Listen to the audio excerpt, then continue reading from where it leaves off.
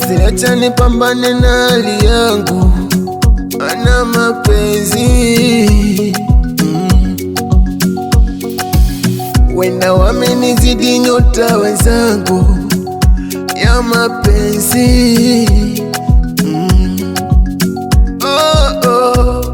Nilizama mazima nikampa mtima, akashusha heshima, yani moyo wangu hataki kabisa kwa naye, kashajenga chuki penzi kuwa vita ye mwenyewe, yani maugomvi kila kukikucha, chanzo yeye alijua akireja wenda nitakufa.